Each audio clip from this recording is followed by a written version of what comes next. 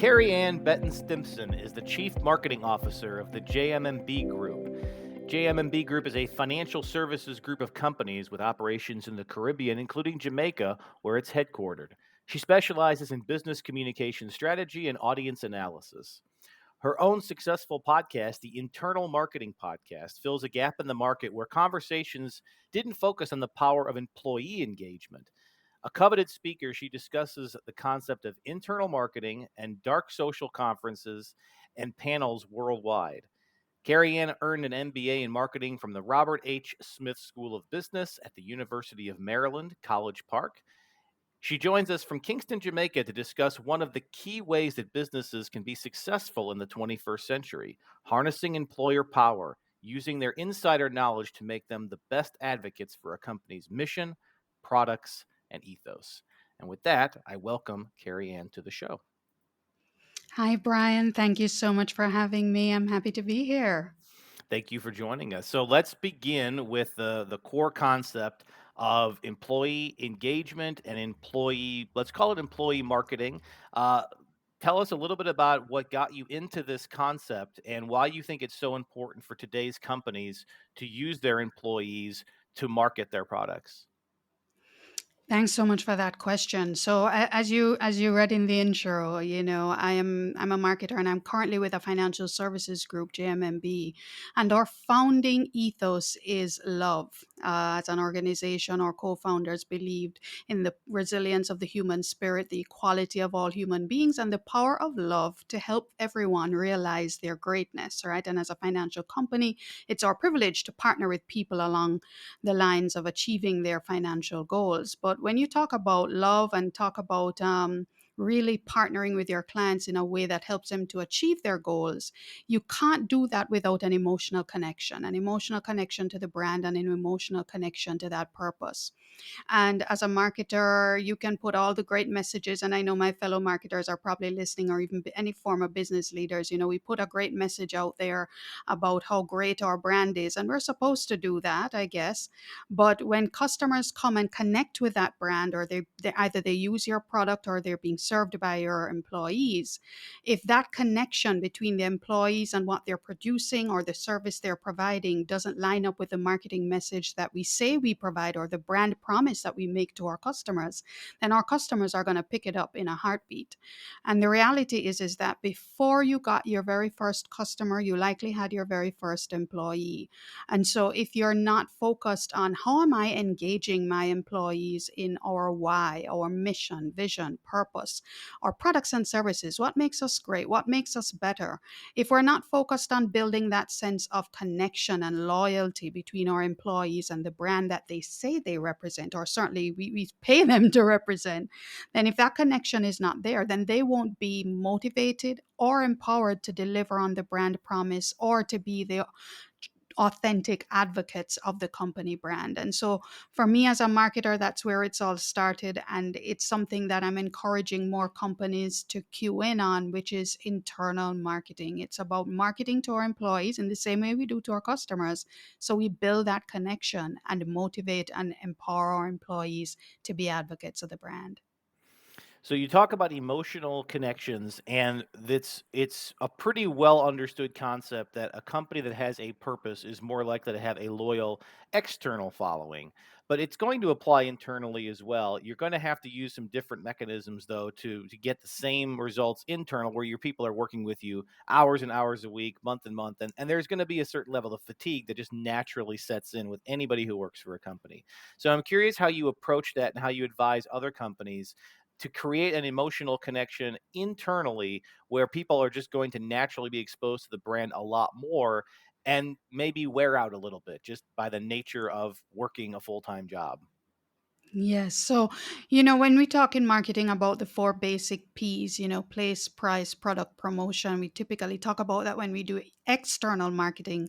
The same concepts apply internally. And of course, internally, the place would be wherever your employees are at, whether they're in office or they're working remotely or there's a hybrid situation. How we communicate with our employees through our promotional channels, whether it's email.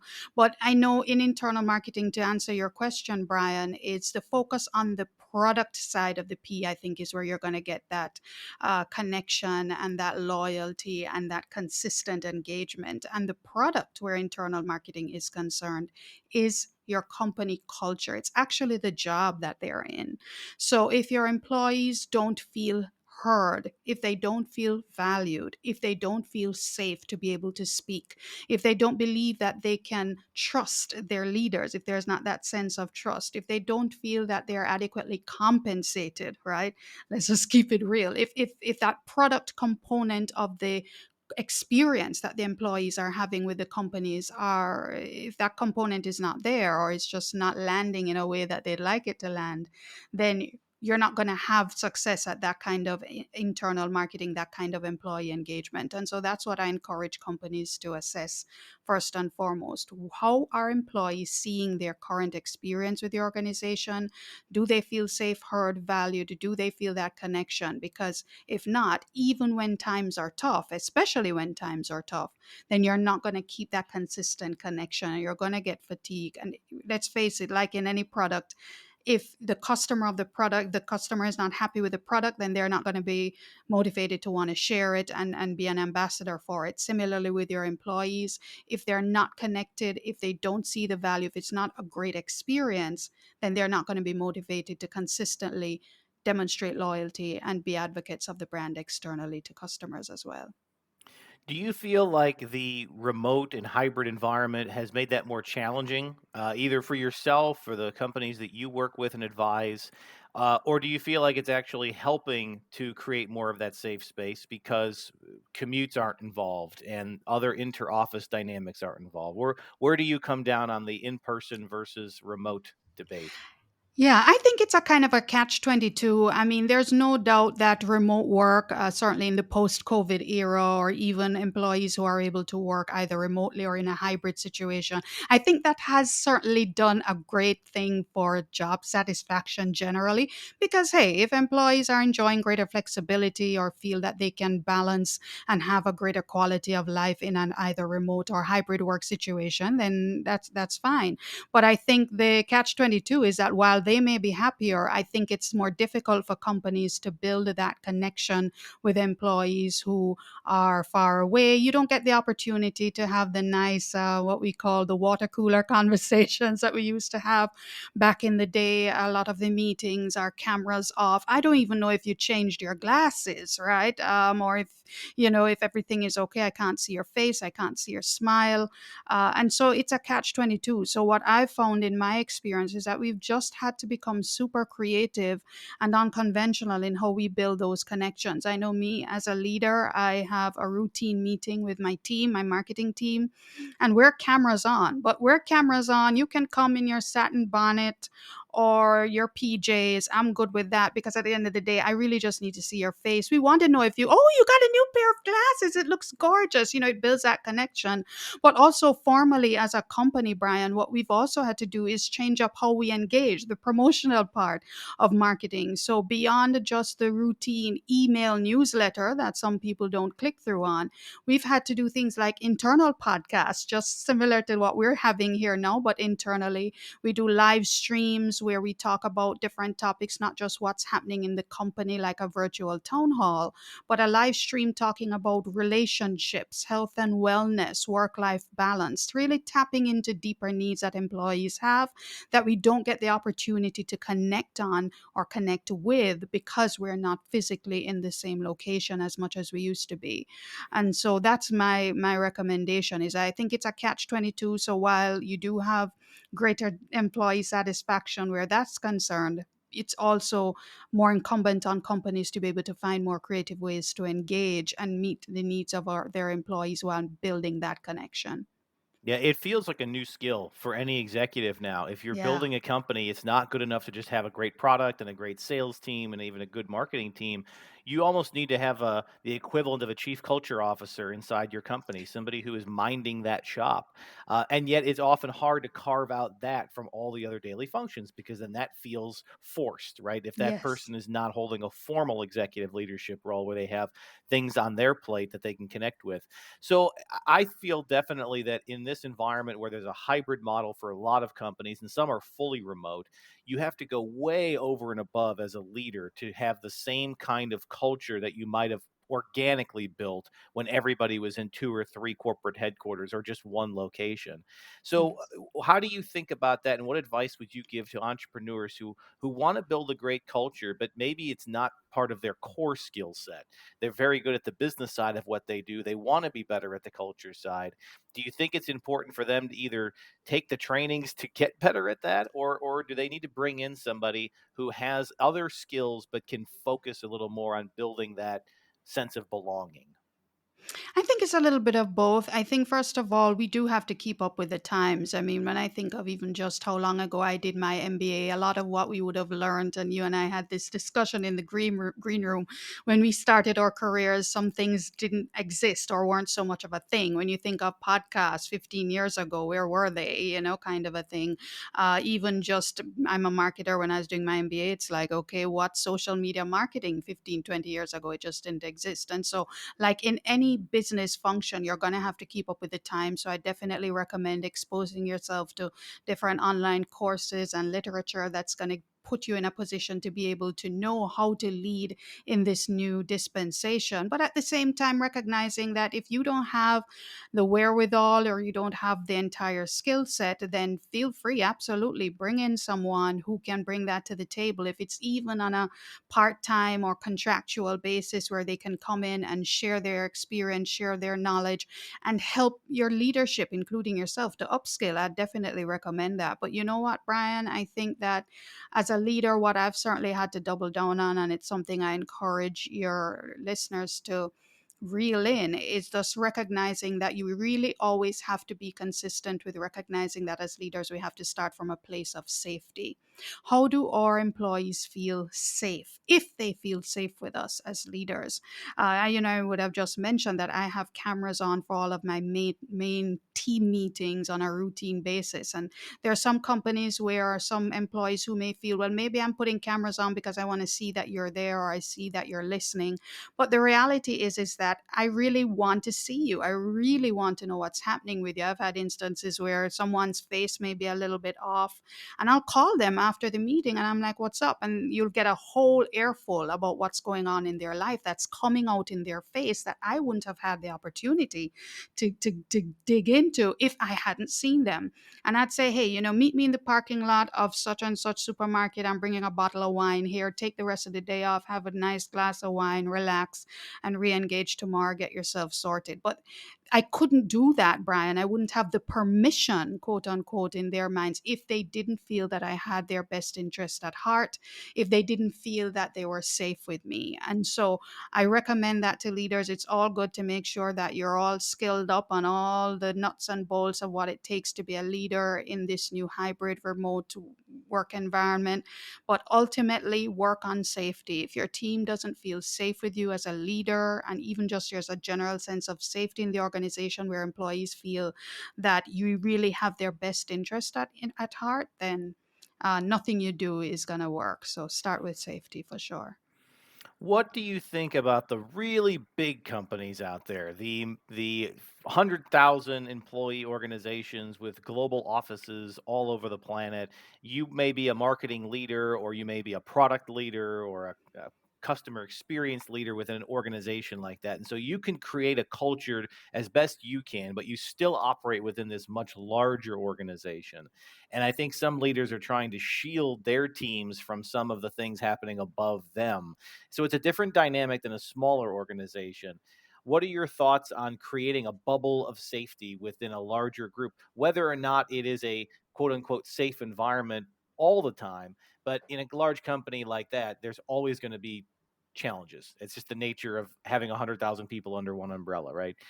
Yeah. As a marketing leader, you can speak to this from your own perspective, but even from other leadership positions within a company, how do you think about balancing the culture that you can control versus that is over and above anything that you have direct control over?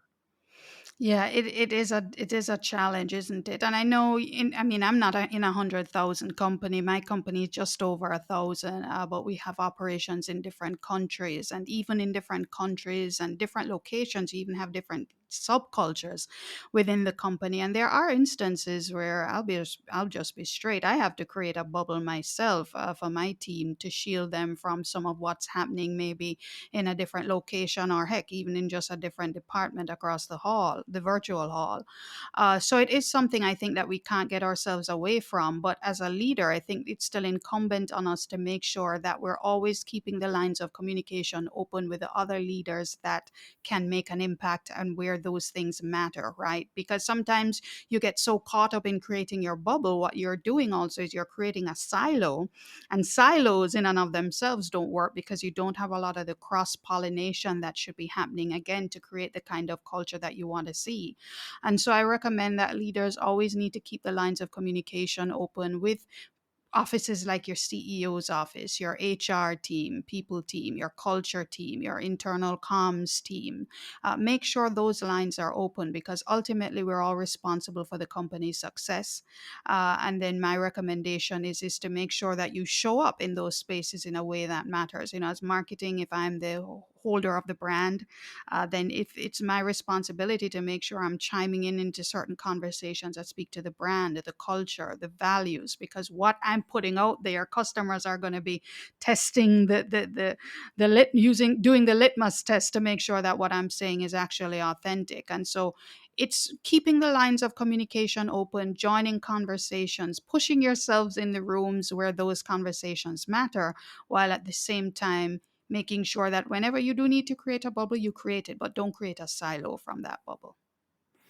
One of the challenges of modern companies is the desire for the outside world to drag them into any number of political debates or issues or topics that perhaps the company's not set up for. And even if it's not set up for it, it still has to respond to it when that emergency comes to its front door. And in that situation, you're dealing with both all these external factors completely out of your control, but you've got internal people who are looking at you as the leader. How are we going to respond to this? And these may be divisive issues where there's no clear right or wrong. There is simply a position that the company is going to have to take that's in the best interests of its customers and its employees. And it may be controversial. Um, how do you think about approaching those when it's going to be whatever issue it may be, but the company is going to have to take a stance in a public way, and that's going to reflect internally, and there's no way you can find a position that everybody's going to agree with. How do you think about that? How do you work through that? What counsel would you give to a young entrepreneur perhaps facing this for the first time? Yeah. Well, I always go back to starting from the place of why. Why does your company exist? Why did you start this company in the first place? And making sure that your why is crystal clear to your employees and it's crystal clear to your customers as well, because the reality is that ultimately authenticity is what people are craving. All right, so if a company says it's something and shows up at something and acts in a way that's inconsistent with that, that's typically when you get a lot of what should I say, things bubbling under the surface, because that inconsistency is what makes people very uncomfortable. So what I recommend is start from a place of why. I mean, again, going back to my own experience as an working with an organization that was founded on love and standing in the best interest of everyone, that why drives all of our decisions. It drives the fees that we charge in our bank, you know, whether the fees, whether we charge high fees, low fees, fees on particular services or not. It drives our HR policies. It drives our customer service standards. And whenever things come up, as you say, contentious issues that may be happening in the social space, that, you know, everybody is looking to, okay, JMMB, what do you have to say? We always respond from a place of our why. And because we know that our employees are cued into that, our customers are cued into that, and we respond from a place where it's authentic, then we find that it's typically something that's embraced. I wouldn't say obviously that everybody will be happy, but as a brand, we typically don't try to serve everyone either. So once we know that we're being authentic, once we know that what we've done is we've taken the decision in the best interest of our company, our team, our customers, and everyone is clear on who we are because we are acting in a manner that's consistent with that, then that's the best you could hope for. When you think about the challenges of a inter and multi-generational office, people who've been around for 30 years and people who are in their first job, a lot of different ways that they look at their work, at the company, and at what their definition of a mission and a purpose for a company is. And I think it can be challenging sometimes to get everybody from the 30-year veteran to the 30-day intern all truly on the same page. I'm curious how you again approach that and what advice you have for folks who have very diverse offices from an age perspective first. We'll talk about some of cultural diversities in a moment, but just getting everybody who's had different work experiences rowing in the same direction feels like it's a unique challenge unto itself. It's interesting because even within my own team, we have Gen Zs, Millennials, and Gen Xs all working together on the same team, and we have quite a bit of fun with it when we respond to different experiences in a way that's generationally consistent.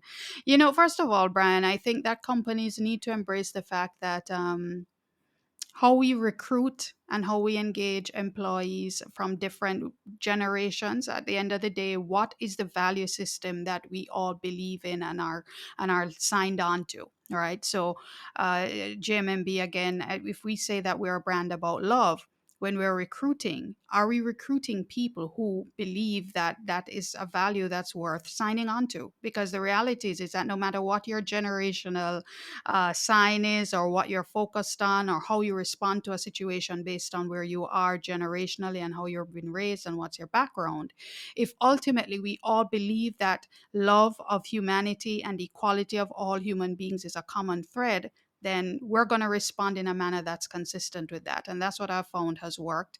And it's something that I recommend all companies to do. Find a way to make sure that in your recruiting and onboarding practices, you're making sure that you're hiring the people whose value systems are aligned with the brand. And I know that this is a very contentious topic, but again, if as a brand we are committing to show up in a certain way to our customers, our people will have to sign on to that as well.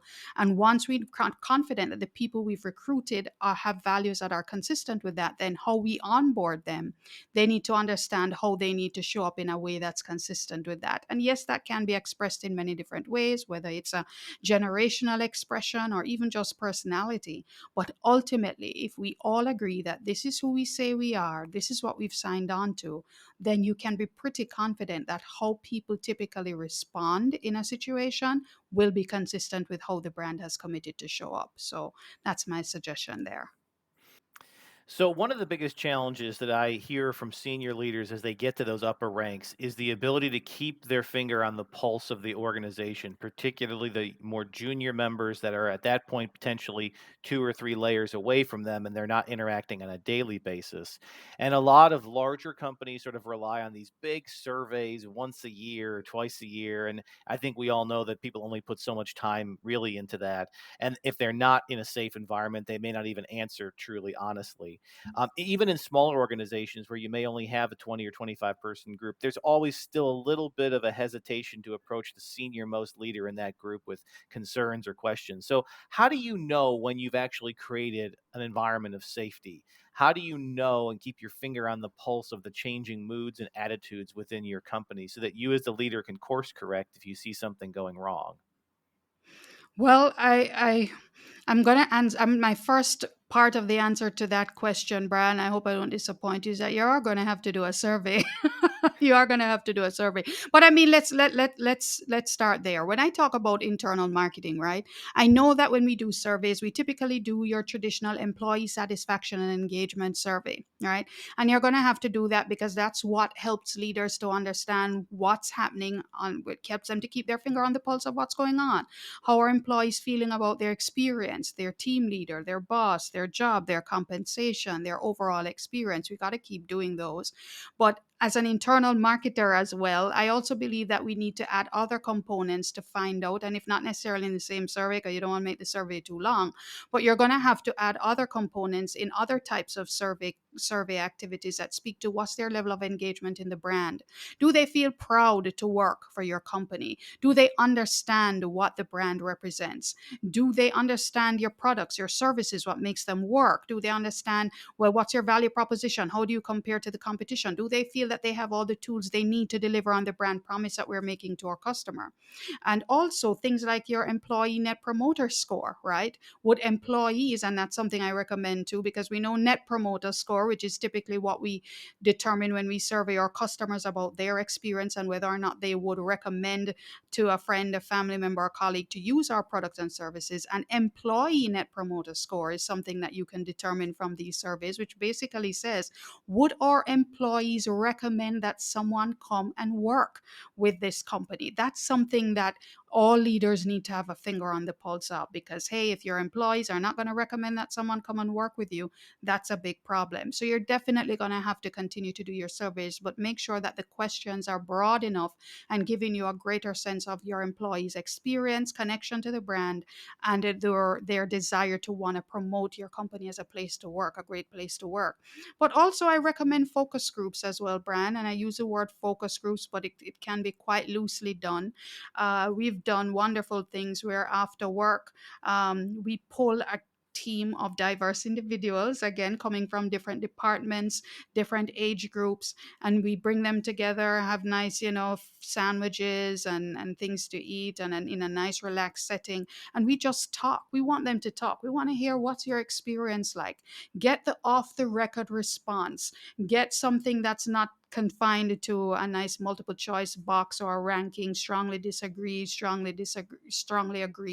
but get them in an environment that helps you to hear authentically and in a raw way what their experience is like, because sometimes you get information from those informal discussions that you wouldn't necessarily get from a survey. And so that's my recommendation to leaders: balance it with wonderful surveys that help you to dig into rich information, but at the same time, have those open ended conversations in environments where they feel free to speak.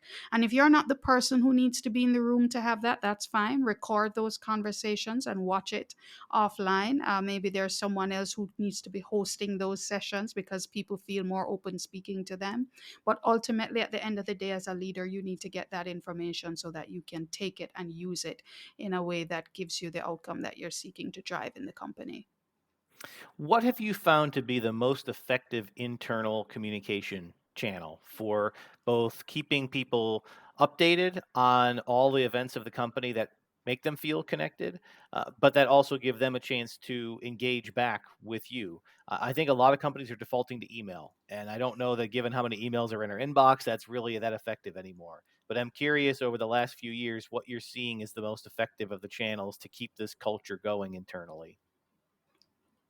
So my answer to that, Brian, is it depends, right? I don't think there's a one size fit all. And I think as a company, if you want to know what's the most effective channel, you're just going to have to do the legwork to do the testing and the iterations and make changes as you go. So, as you talk about email newsletters, I know a lot of companies default to that. And there are probably some companies who will tell you that, hey, our email newsletter works simply because perhaps how they do it, how they frame it, the content that's in it, maybe it's done in a way where employees are very anxious to click on the newsletter when it comes out every Friday or once a month, whatever. So, if it works for them, then I'd say if it ain't broke, don't fix it. But as an organization, you need to do your testing as well to make sure that if they're not clicking, then maybe newsletters aren't for you. We've tried internal podcasting that has been working quite well for us when we realized our newsletter we were sending out wasn't working. So we do internal podcasts. We get the feedback from that. Are people watching? How long are they watching for? Are they clicking? And see if that's working. We've done things like I would have mentioned live streams where, yes, you usually have like a virtual town hall, but let's say again, in lieu of a newsletter, having the CEO or the head of company or head of a department coming on and having a live stream discussion talking about things that impact the organization that's coming from their department. Or they can be just some people based conversations on things like work life balance, health, and wellness. And if that works for you, then do it. But my suggestion is don't be afraid to test, to iterate, and do what works for your company, for your employee base. And yeah, just make the best of it. Be creative about it. One of the things that I have seen seems to have a negative impact on internal culture can be when younger team members come in and don't see a clear career path forward for themselves. And those can be a little easier to create for people in great big companies where there's lots of layers and lots of titles to hand out, and there's always something to grab for. But most companies are small businesses or medium sized businesses. There's only so many layers, there's only so many titles, and it takes time to get to that next opportunity.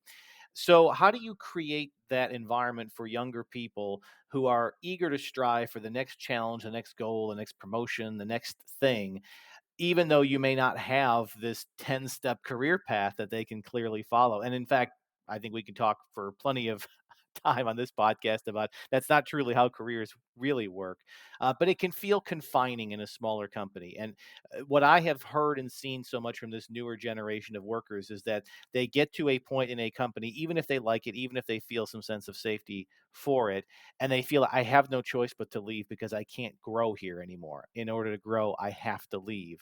And that starts to break down that cohesion, even if they really like the company they work for.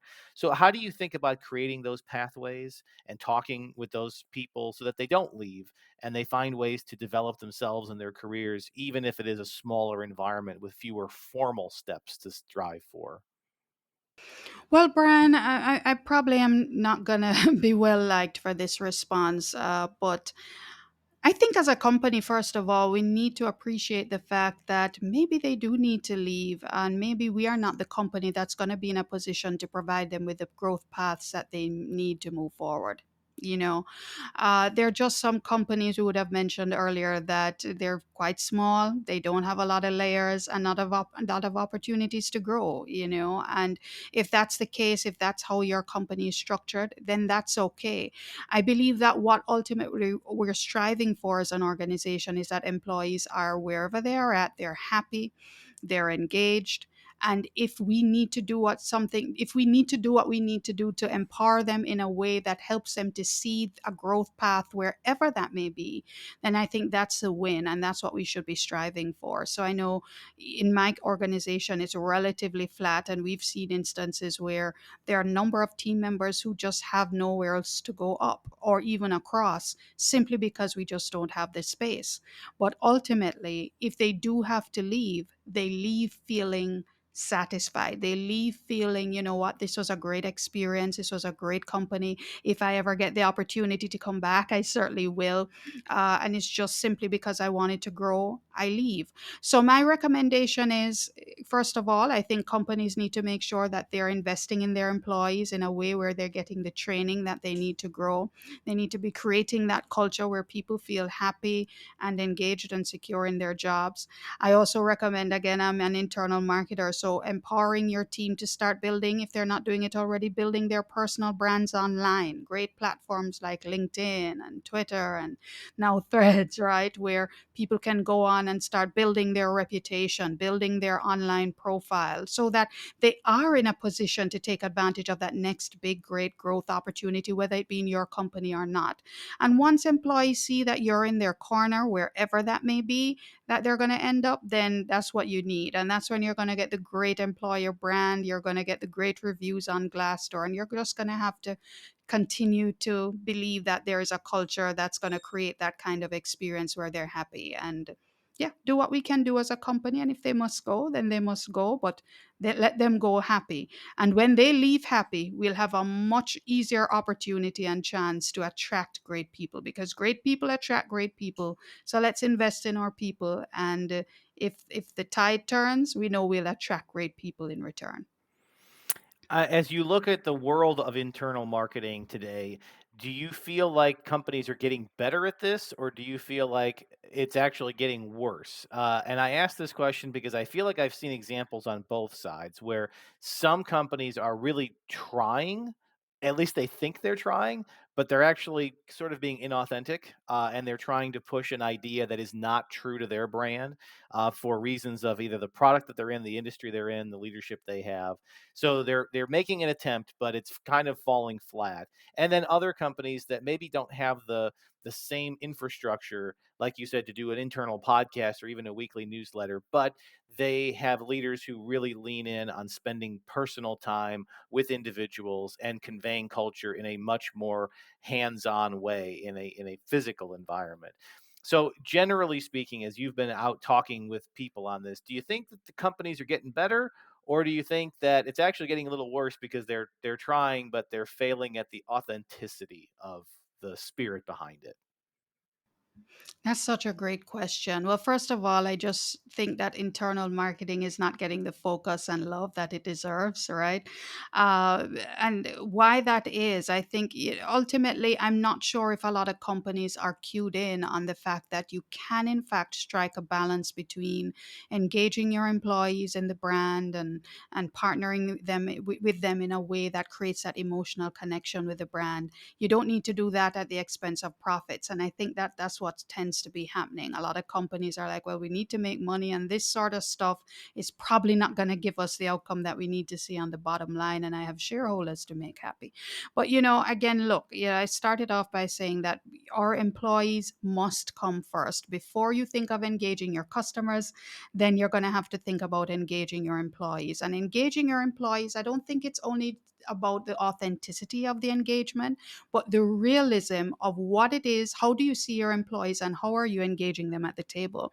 I wanted to share, Southwest Airlines, right, is one of those companies that I think in internal marketing is usually used as a kind of a case study of a brand that seems to engage its employees in a way where it comes out in a huge way in the customer experience, right? If anybody who has ever flown Southwest, what you see from the employees, from on the plane, you're from the check-in, it's just always seen as one of those awesome brands. And unfortunately, several months ago in the Christmas season, holiday season of 2022, they would have had an awful catastrophe where their systems just seem to have gone wacko. I'm not even going to give the details because I may misrepresent.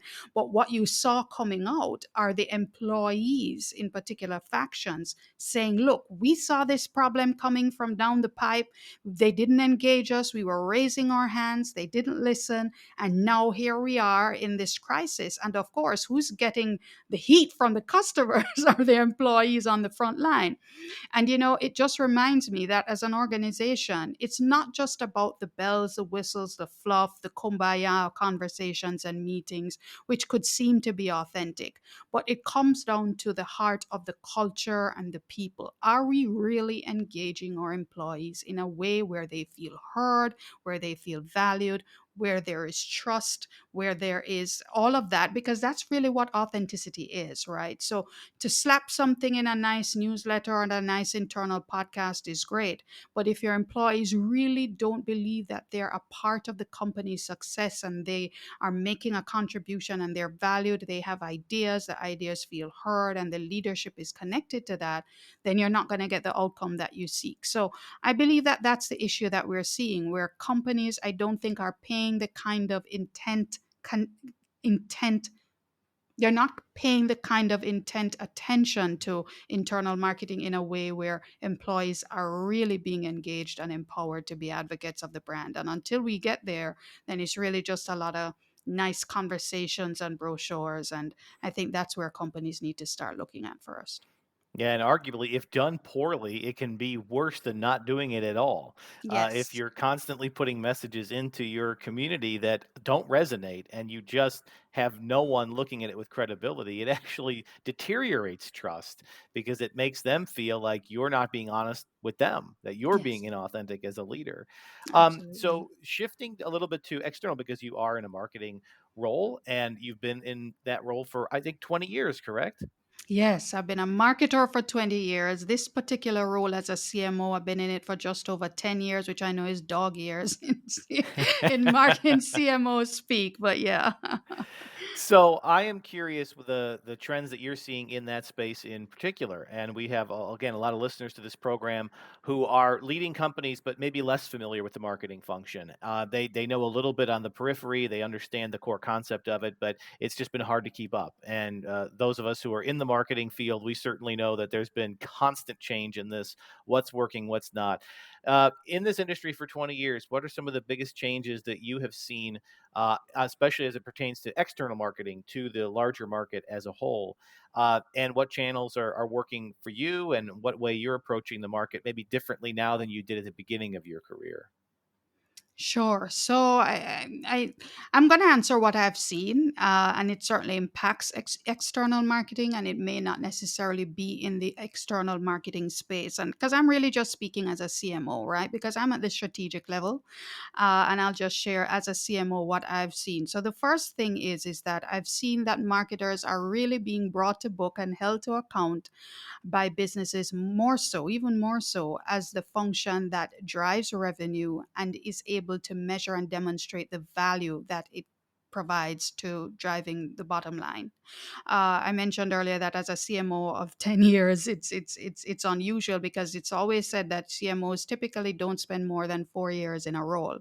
The reason why that is typically because there is this disconnect between, well, what the business understands the role of the CMO to be, and also how is the CMO doing at demonstrating the value that it brings, or that marketing provides to the bottom line. And I think that that's something that marketers are now being held to account even more so, more so than ever before. And it's a difficult process, but I believe that as marketers, we need to recognize that we're not just the party planning service and the arts and crafts department. We're going to have to connect the dots between what it is we do and how it impacts the bottom line, and especially where revenue generation is concerned. So that's one. The other thing that I'm seeing happening too, Brian, is that we've had to become super creative, particularly, I would say, more so in the services industries and B2B space in particular. We've had to be very creative about how do we reach our target audience. I know if you're on LinkedIn, you would hear conversations about things like dark social, right? And dark social is, so those, we know social media, which are obviously the Facebooks, the Instagrams, the LinkedIns of the world, but dark social are really those channels like the LinkedIn DMs, the Instagram DMs, WhatsApp, Slack groups. Those are areas where people are having conversations that create outcomes, but those conversations are not being tracked anywhere. You can't go online and find them, but people are having them.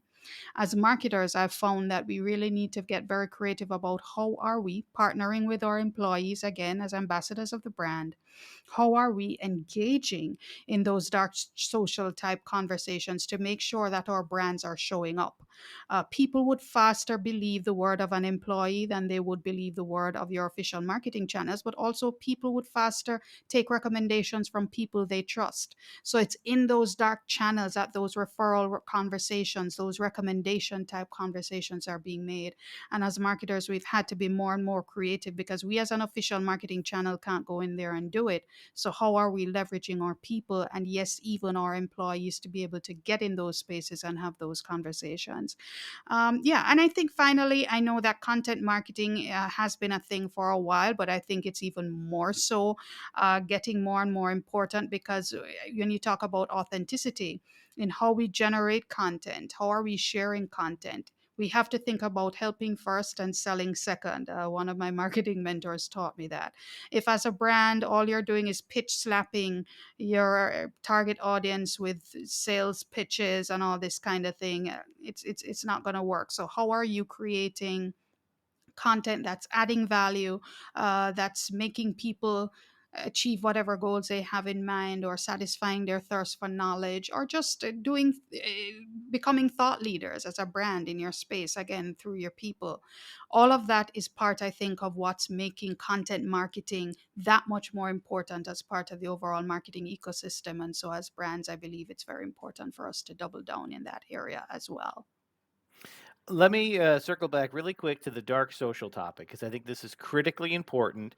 And one of the things you said in there is it is very hard, if not impossible, to measure. And yet it is a critical Mhm. input to what marketing is actually contributing to a business. The more the people around your company can speak to what it does and can respond in those dark social channels, the better outcomes you're going to have for any of your pitches, any of your sales conversations. So, how do you, as a CMO, how do you articulate this to your leadership that there is this incredibly important marketing channel that our employees are in, whether they know it or not? We're having success in it, but it's not something I can come back to you and just show you a bunch of clicks and likes and shares and website visits. It is different. How do you cross that challenge of communicating the success of that format and that platform?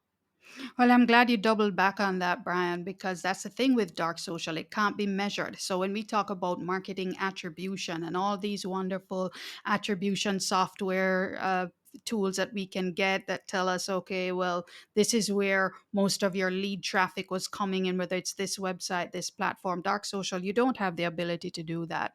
And so what we typically have been doing is working for us is that we go straight back to our customers and we ask them. So for every new customer that would have joined, one of the things we send them a nice short survey. And one of the questions we ask them is, how did you hear about us? How did you, and we leave it as an open ended question because again we don't want to lock them into a multiple choice list where they have to choose one. It's leave it as open ended because it could be, well, I heard about you from my friend Brian who I play tennis with at the club, or I heard about you from my friend Kerry-Ann who, you know, we go to the gym together. And we want people to give us that kind of information because what that does, it helps us to see where our new customer traffic is coming from in a way that attribution software does not. And when I have that information and I can share with my leadership team that, hey, this is where most of our customers are coming from. It's coming from this particular podcast conversation, or they're seeing us because we have employees who are showing up in this particular article in the newspaper last month. This was where we got a lot of leads for new business from. Those are the things that your leaders need to see are working from a marketing perspective. And then what you may find is that those channels that you thought were great, maybe in newspaper, television, you know, advertisements, ultimately that kind of open-ended question gives your customer the opportunity to share with you exactly where you're coming from, and you can share that data with your leadership team in a way that shows them, hey, if this is where it's working, then this is where we need to be investing our marketing dollars. And so it's been a pretty easy conversation once that happens, I've found in my experience.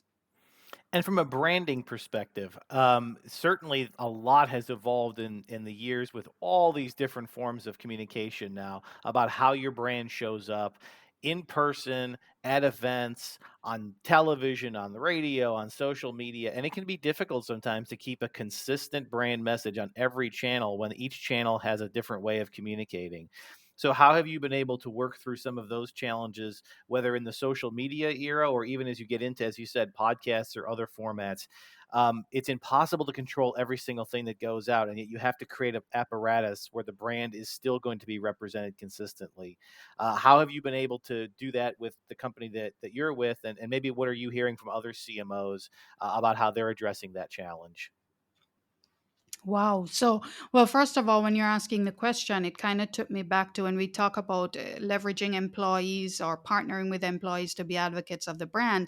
That's one of the big issues that a lot of companies are struggling with because if you think about if you have your employees out there in all these dark social channels that we can't measure or can't track, the concern is, well, how are they showing up? Are they showing up in a way that's consistent with the brand? Because we will have, it's easy to do the regular advertising where, you know, we go through the whole testing, concept testing, and making sure that our ads speak to how the brand is supposed to show up. But you don't have the same benefit when you have individual independent people going in and having conversations. I know for me, Brian, the first thing is that as an organization we're big on making sure that in our recruiting we have people on board whose value system and how they want to show up is consistent with how the brand shows up. Yeah, I mean, I speak about the fact that I have my own podcast, which is an independent podcast that has nothing to do with the company. My company trusts that in as much as I'm doing this podcast and I'm putting it out there, and yes, I am the CMO of JMMB, they don't need to lose sleep at night. My boss is not sweating it at all because she knows who I am. She knows how my value system is structured. She knows that I'm aligned with the vision and the mission and the purpose of the company. So I'm not going to say something on my podcast that's inconsistent with how the brand is to be represented, right? Similarly with how I post on LinkedIn or even Instagram. So the first thing is making sure that your people are aligned and that you have the right people in the room who you are empowering to have the conversation, right? And I think also that what we also tend to do is in our brand studies and in our brand research, we do what we call brand health studies, where you're looking at the health of the brand, not only from an awareness perspective, but how are people perceiving us, right? So when we do a survey, we would say to folks, well, okay, where have you heard about the brand? And they'll tell us what channels, whether it be social media, what social media platforms, whether it's through traditional channels like TV, is it on YouTube?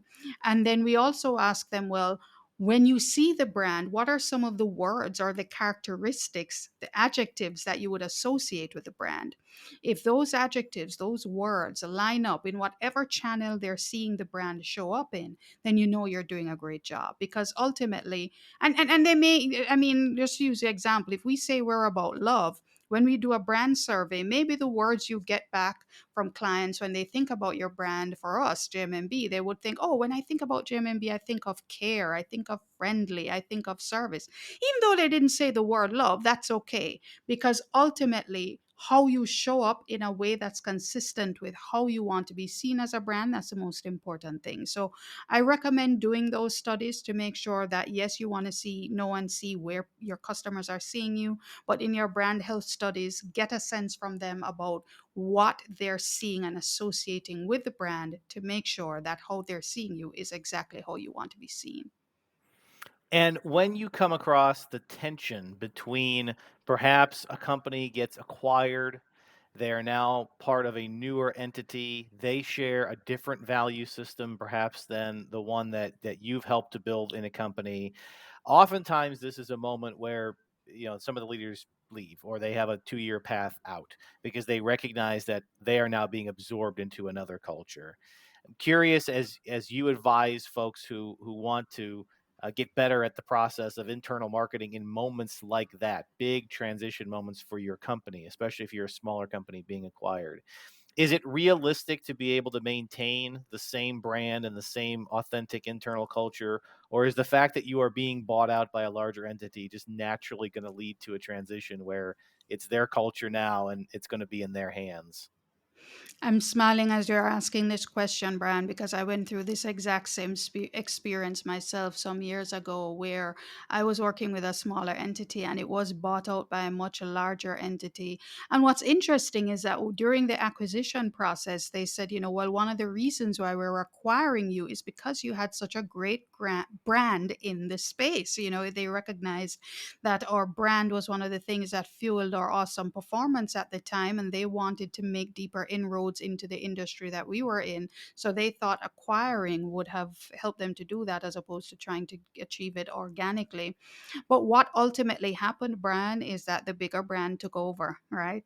And you know what? I know that initially we were quite disappointed because we felt, well, if you're acquiring us for the brand and the culture and how we've built a name for ourselves in this particular niche and space, well, why would you want to drown it out? And sometimes some decisions are made, maybe perhaps by people who weren't in the room who have more power. But I think ultimately you have to embrace the fact that, you know what? A brand is a brand, and if it is that who you acquire, that brand is not going to be allowed to flourish, then have the open and frank conversation. And that's one of the things I recommend as well. Don't just come in and pretend like, oh, it's going to all be rainbows and roses, when ultimately things will shift.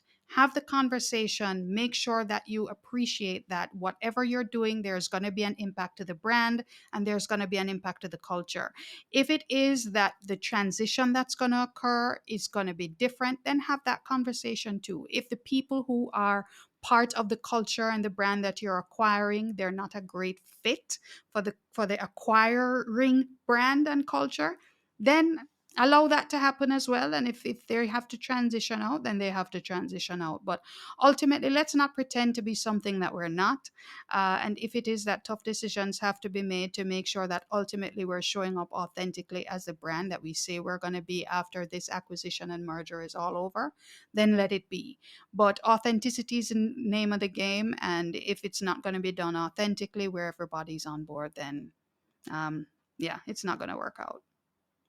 So, for those who are listening and aspiring to be in a seat like yours someday, and maybe they're in their mid career or maybe they're just getting started, what counsel, what advice would you give to up and coming marketing leaders or entrepreneurs of any kind about how they should be thinking about navigating their career and maybe lessons learned that got you to where you are that might be helpful for someone listening to this? Sure. So, well, my first response would be for the marketers. If they're aspiring to become a CMO or VP of marketing, I would recommend that they try and make sure that they're building out their marketing set as a marketing generalist, not a marketing specialist. Marketing has many different disciplines. You have digital marketers, you got graphic designers, you got marketing communicators. And I know sometimes in our early careers, we tend to be pigeonholed into functions that are very specialized in the marketing function, but at the CMO level, in order to lead a broad team of marketers, you're going to have an appreciation of all or most of the marketing disciplines. And if you're a graphic designer and that's all you know, it's not very likely that you're going to be able to transition up. So get as much broad based experience as possible so that you build out a greater um, cadre of your marketing experience and exposure so that you're better positioning yourself to take advantage of promotional opportunities. And my second bit of advice, Brian, is that folks need to give more attention to seeking out sponsors and not mentors. Mentors are great. I have a few, I've had a few, but I recommend sponsors. And the difference between a sponsor and a mentor is that the sponsor is going to be that person who is going to help to open doors for you or certainly to call your name when you're not in the room. Right, that's what a sponsor does, and sometimes there are opportunities that come up that we may not even hear about or know about. But if we have a sponsor who has a seat at the table, who can say, "Hey, Brian would be great for that opportunity," or "Kerry-Ann would be awesome in that particular role. Why don't you give her a shot?" And that's what a sponsor does. As a new entrepreneur, a sponsor can give you awesome guidance into how to get your business started and growing. So find sponsors, engage with sponsors, build relationships with them because they would perhaps open up opportunities for you that you would have never seen or dreamed about. You've been very generous with your time today. I want to give you a moment to talk about your podcast, your website, and any other information that you'd like to share with our listeners. Well, Brian, thank you so much for this opportunity. I've really enjoyed this conversation. So, as far as where folks can find me, I love to connect with people on LinkedIn. I spend quite a bit of time there. So, feel free to find me over there, Kerry-Ann Betton Stimpson. And also my podcast, the Internal Marketing Podcast. As the topic says, it's still, perhaps, as far as I'm aware, the only podcast that focuses on engaging and empowering employees by marketing to them so that they become advocates of the brand. And so it's available where all podcasts are. And if you Google the Internal Marketing Podcast, you'll find it too. So feel free to join the conversation and yes, connect with me on LinkedIn. Absolutely. And we will include links to that in the description of this show, wherever our listeners are listening to this, whatever their platform of choice is. And we also post YouTube clips, preview clips of the episode, and we'll make sure that those links are in the description of those as well. Kerry-Ann Betton Stimpson, it was a great conversation. Thank you so much for joining us today. Thank you, Brian, and the very best to you. I always encourage you to go back and listen to these programs a second, third, fourth, fifth time because I think it's important to catch all the little nuances you missed the first time. But this is an episode that I really want to double down on that advice for because I think so much of what you just heard over the last hour from Kerry-Ann is critically important to internalize.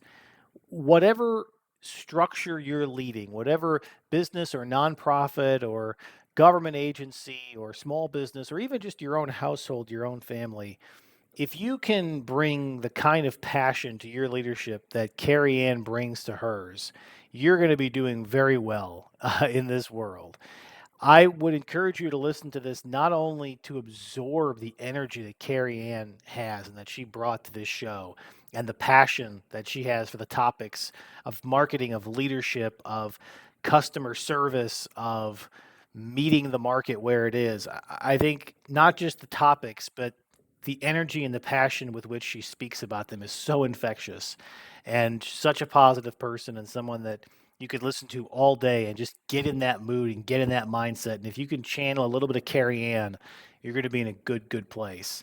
So I hope you will go back and listen to this show a couple more times and pick up on all those little pearls of wisdom about marketing, about business, about career, about life, and really about energy and passion and love for your business, for your community, and for your customers, and for your employees for that matter. So let's turn our attention to what's coming up on the program. I want to cover a couple of topics over the next couple of weeks, and by popular demand, next week we will be just talking, you and I. For those in the United States who are listening to this show in its succession, this episode next week will be coming up against our Labor Day holiday here in the United States. And most countries around the world have some variation of a Labor Day where we celebrate the working people of the country who build it and make it a great place. And I have some thoughts to share on that, and that's what we're going to do next week. I've been asked by my listeners to do more sharing of my own personal views on big topics and trends, and boy, it is hard to think of a bigger topic these days than working people of all kinds, but particularly a labor movement that is representative of workers of all stripes, from day laborers and manufacturing workers to office workers and every stripe in between. And it's been a fascinating time, both in the formal organized labor movement, but just as an observer of the economy and the world around us. And I have some thoughts on that, and I will share those in a special episode next week. And then in 2 weeks, what I think is a very good follow up to our conversation with Kerry-Ann Betton is David Allison, whose book I have in my hand right now, The Death of Demographics: Value Graphic Marketing for a Values Driven World. This is a fascinating take on the topic, broadly speaking, of demographics. So, David Allison is a behavioral science pioneer, and he came up with this concept of value graphics as opposed to demographics. He spent 20 years working in a variety of marketing firms and in some senior roles with luxury brands. And in fact, he launched his own marketing company. And after he sold his firm, he began working on this concept of value graphics because he was so frustrated by the incessant obsession with the advertising world around demographics that somehow your age and your gender and your purchase history and your favorite brands tell an advertiser and a marketer everything they need to know about you. And his argument was that is so limiting. People don't act their age oftentimes or most of the time. And your gender, yeah, it tells you some things about someone, but not everything. That consumer behavior based on demographics just seemed silly and a waste. But if you can focus on our shared human values, now you're connecting at a much deeper level. And this is based on a lot of behavioral science research about how you can properly connect with people, and not in a manipulative way, but in an authentic way. I love the book. I've made my way through about 2/3 of it now. I have another couple chapters to finish before the interview. But I encourage you to pick this up. And if you want to get a jump start on that interview, you can go on Amazon right now and find this book, The Death of Demographics: Value Graphic Marketing for a Values Driven World by David Allison. Strongly encourage you to get a copy, take a read. It's actually a very easy read. Probably wouldn't take you more than a couple of sessions to get through. And I think you will really enjoy this content. And if you read it ahead of the show, I think it'll be even more inspirational as we get into those topics. But given what we just talked about with Kerry-Ann and connecting at an authentic level as a marketer, I think David Allison's contribution to that conversation is going to be very complimentary to and expanding upon some of the things we talked about today. We have other guests coming up in the next couple of weeks that are going to talk about other aspects, other takes on this issue of how we think about demographics, both in the context of health.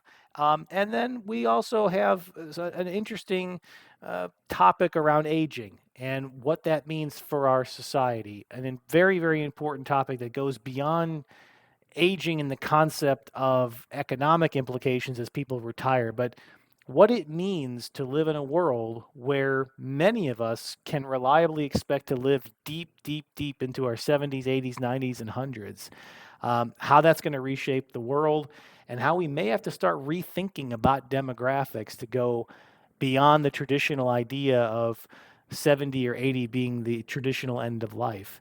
And if we start stretching the age elements of demographics, what does that mean for how we think about all elements of our society? So, a lot of demographic talk coming up in the month of September and October here of 23 as we issue these shows. But again, these shows are meant to be evergreens that we can listen to anytime. And I do think that this topic will be salient for everybody making decisions for their businesses, their families, their communities for a long, long time to come.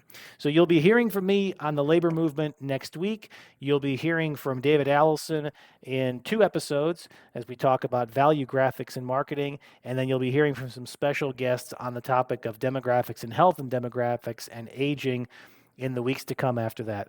Thank you for tuning in. Thanks for sticking with the program. You can subscribe, and I encourage you to do so. Apple Podcasts, Spotify, iHeartRadio.